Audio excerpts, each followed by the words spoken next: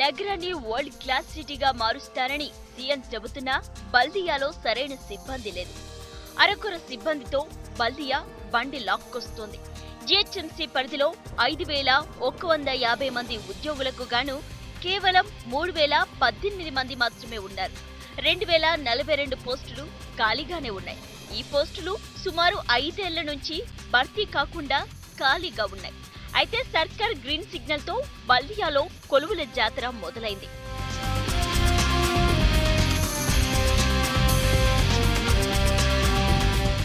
జీహెచ్ఎంసీలో ఏటా వందల సంఖ్యలో ఉద్యోగులు రిటైర్ అవుతుండటంతో భారీ స్థాయిలో ఖాళీలు ఏర్పడ్డాయి. దీంతో ఉన్న ఉద్యోగులపై పనిభారం పెరిగింది.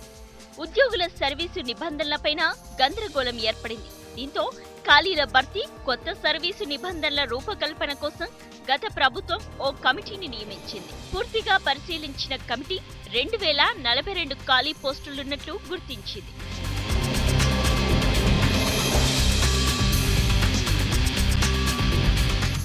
జీహెచ్ఎంసీలోని 27 శాఖల్లో 2,000కు పైగా పోస్టులు ఖాళీగానే ఉన్నాయి.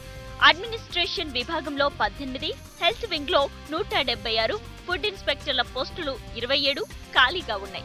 అంతేకాదు హెల్త్ అసిస్టెంట్ పోస్టులు 44, శానిటేషన్ విభాగంలో 286, ఇంజనీరింగ్ విభాగంలో 184, టౌన్ ప్లానింగ్ విభాగంలో 25 పోస్టులు, సిటీ డెవలప్మెంట్ టీమ్ వింగ్ లో 216 పోస్టులు భర్తీ కానున్నాయి. ఇవే కాదు ఇతర కీలక విభాగాల్లోనూ పోస్టులు ఖాళీగా ఉన్నాయి.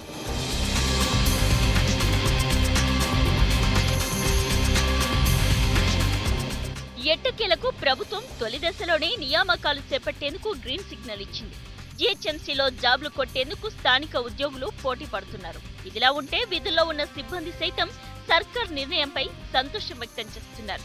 ఖాళీలు భర్తీ అయితే తమకు పనిభారం తగ్గుతుందంటున్నారు. అయితే వీలైనంత త్వరగా ప్రక్రియ పూర్తి చేయాలని కోరుతున్నారు.